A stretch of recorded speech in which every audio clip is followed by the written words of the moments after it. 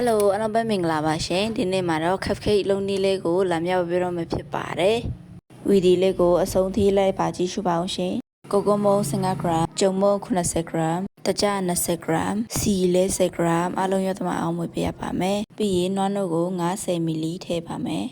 ရသမအမွေပြီးကျုပ်အနည်းလေးလုံးထည့်ပါမယ်အားလုံးရသမအောင်မွေပေးရပါမယ်ကျုပ်အကလေးလုံးထည့်ကိုတံပြိုင်အနှဲ့ငယ်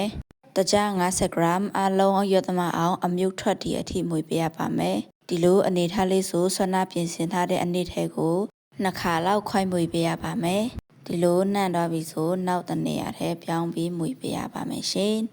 ကင်မို့မလုတ်ခင်ကတည်းကအရင်ဦးဆုံးခွိုက်ကိုပုံစံခွိုက်ပေါ်တော့အရင်ဦးဆုံးပြင်ဆင်ပေးရပါမယ်ပြီးရင်လိုအပ်တဲ့လောက်ကိုထည့်လို့ရပါတယ်ခွက်ထဲထည့်ပြီးတော့ပြီဆိုရင်အရင်ဦးဆုံးဖို့ကို15မိနစ်လောက်အရင်ဦးဆုံးအပူပေးရပါမယ်ဖုတ်လို့ရပါပြီရှင်အပူချိန်150ဒီဂရီနဲ့တနာရီဖုတ်ပေးလိုက်ပါတယ်ဒီနေ့အတိုင်းအိမ်မှာလိုက်လုပ်ကြည့်ဖို့တိုက်တွန်းချင်ပါတယ်သိချင်တာတစ်ခုခုရှိရင်ခမမှတ်ခဲ့ပေးပါကြည့်ရှုအပ်ပေးမှုအတွက်အထူးကျေးဇူးတင်ပါတယ်နောက်ဗီဒီယိုမှာထပ်တွေ့ကြမယ်ရှင်